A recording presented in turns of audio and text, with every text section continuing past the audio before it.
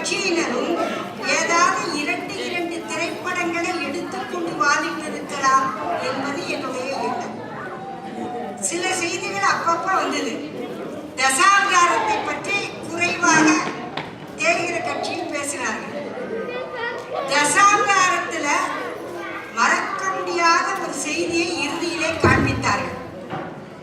மகனை இழந்த விதவை தாயாக முக்காடு போட்டுக் கொண்டிருக்கின்ற அந்த பெண்மணி மகன் உயிரோடு இருக்கிறான் என்று மகனை தேடி தேடி அலைகின்ற ஒரு பெண்மணி, தாழ்த்தப்பட்ட இனத்தை சார்ந்த ஒருவன், மற்றவர்களுக்காக சேவை செய்கிற ஒருவன் மறைந்து கீழே விழுந்து மரணித்த போது அவன் தன் மகன் என்று நினைத்து தன் மகன் மடிந்து விட்டான் என்று அழுகிற காட்சியை காட்டிய போது அந்த தசாவதாரம் உயர்ந்து நின்றது என்பதை நீங்கள் மறந்துவிடக் கூடாது. கருத்தம்மா என்று ஒரு படம். இந்த தசாவதாரம் பல பேருக்கு புரியலைங்க. அதாவது ஒரு முறை சரச்சந்திரரை தாகூரை கேட்டார்களாம், சரச்சந்திரரை படியுங்கள், அருமையாக இருக்கும் என்று நீங்கள் சொல்லுகிறீர்களே, நான் படித்தேன், எனக்கு ஒன்றுமே தெரியவில்லையே என்று. அப்பொழுது அவரிடத்திலே பதில் சொன்னார்களாம். தாகூர் சொன்னாராம், சரச்சந்திரர் உங்களுக்கு புரிய வேண்டும் என்று சொன்னால் நீங்கள் தாகூராக இருக்க வேண்டும் என்று. இந்த தசாவதாரம் அப்படி புரியாமல் போன பல படங்களை, அந்த காலகட்டத்தில் நான் பார்த்த படங்களை நான் நினைவு கூறுகிறேன். கருத்தம்மா இன்னும் கூட கருவறையே கல்லறையாக பெண்களுக்கு போய் கொண்டிருக்கிற காலம். உசிலம்பட்டி போன்ற இடங்களிலே, சேலம் போன்ற இடங்களிலே குப்பை தொட்டி குழந்தைகளும் அறத்துப்பாலை படித்து திருமண வாழ்க்கையிலே புகுந்தவர்கள் பொறுப்பாளாலே நாங்கள் கஷ்டப்படுகிறோம் என்று கள்ளிப்பாலை கொடுத்து குழந்தைகளை மரணமடைய செய்கிற அந்த கருத்தை சாடி அடிக்கப்பட்ட அந்த கருத்தம்மா என்ற படத்தை தந்தது நம்முடைய தமிழ் திரையுலகம் என்பதை நீங்கள் மறந்துவிடக் கூடாது. அதே போல வேதம் விதிதை பற்றியெல்லாம் அவர்கள் சொல்லிவிட்டார்கள். ரோஜா ஒரு தீவிரவாதத்தை, அந்த தீவிரவாதம் எப்படி ஒடுக்கப்பட்டது என்பதை காட்டிய ஒரு அற்புதமான படம் என்பதையும் நீங்கள் மறந்துவிடக் கூடாது. அஞ்சலி அந்த குழந்தையும் ரகுவரனும் ரேவதியும் நம் கண் முன்னாலே நிறுத்திய ஒரு படம்.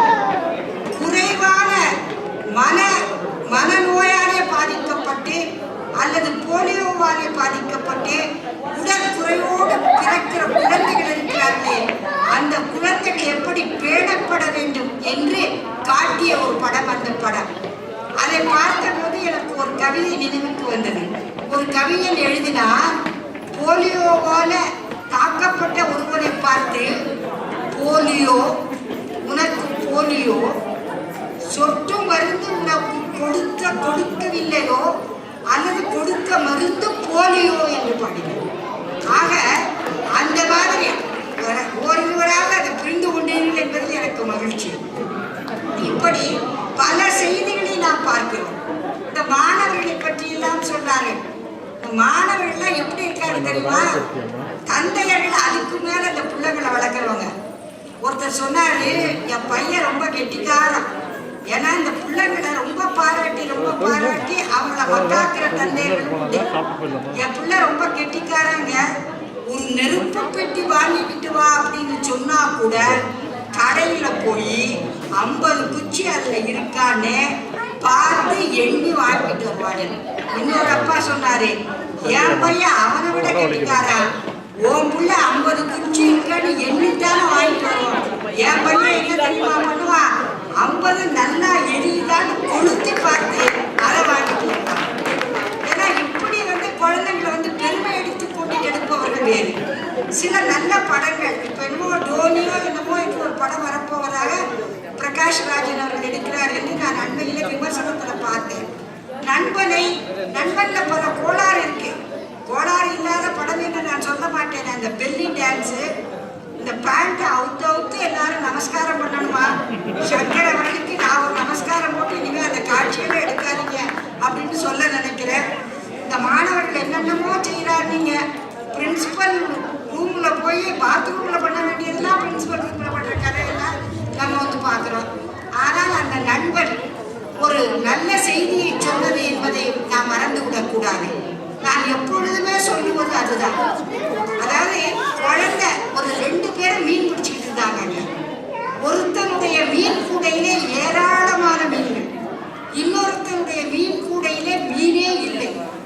இந்த நிறைய மீன் பிடித்தவனை பார்த்து மீனே பிடிக்காதவன் கேட்டான், உனக்கு மட்டும் நிறைய மீன் கிடைக்கிறதே, எனக்கு கிடைக்கவில்லையே என்று.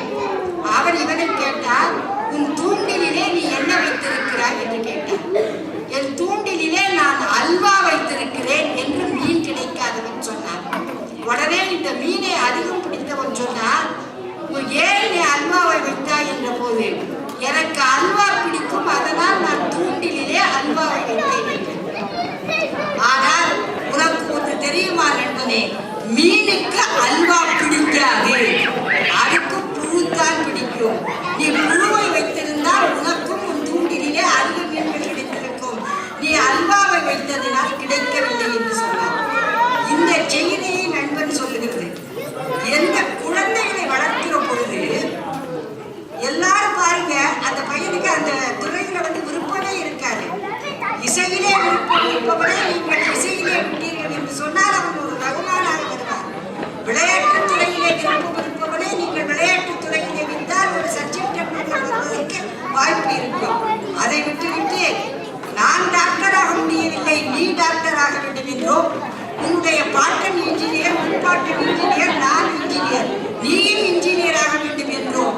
அந்த குழந்தைகளிடத்தில் திணிக்கப்படுகிற போது அந்த குழந்தைகளுடைய வாழ்க்கை வீணாகிவிடும் என்பதை காட்டுகிற பல படங்கள் நம்முடைய திரைப்படத்திலே பல கருத்துக்களை சொல்கிற படங்கள் வந்தது என்று பார்க்கிற பொழுது அவையெல்லாம் திரைப்படத்தில் சிறந்த படங்களாக இருந்திருக்கிறது என்பதை நாம் மறக்க முடியாது.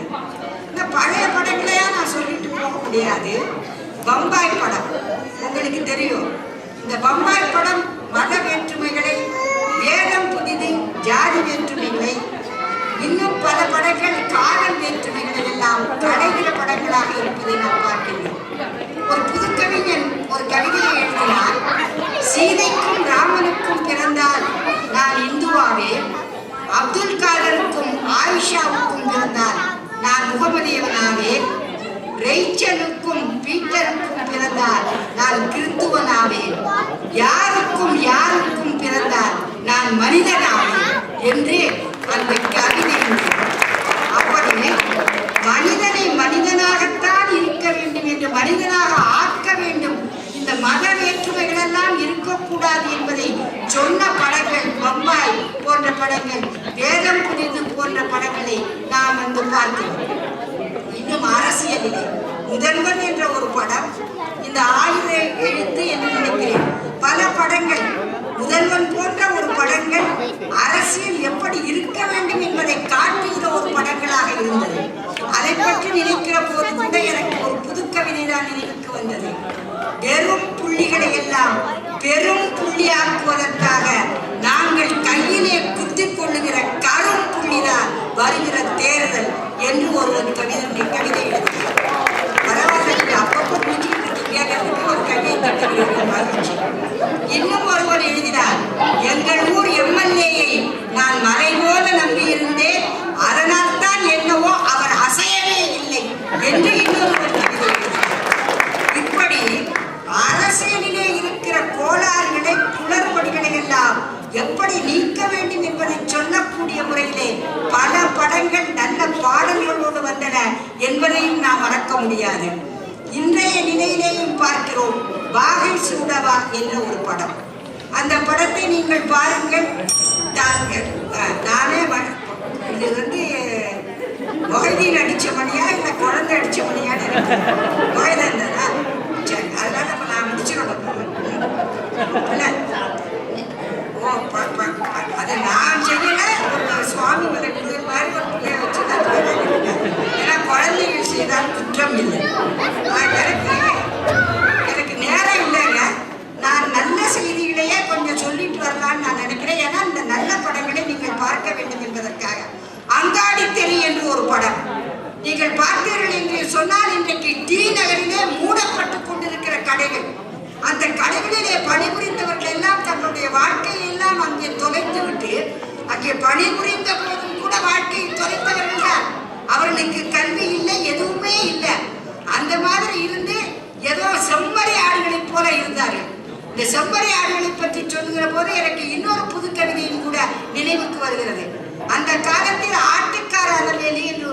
வந்தது.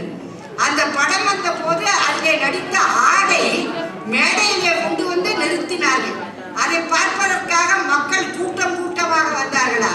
அதை பார்த்து ஒரு கவிஞர் எழுதினார், ஆடு என்னமோ கம்பீரமாகத்தான் நின்றது, ஆனால் மக்கள் தான் மந்தையாகி போனார்கள் என்று எழுதினார்.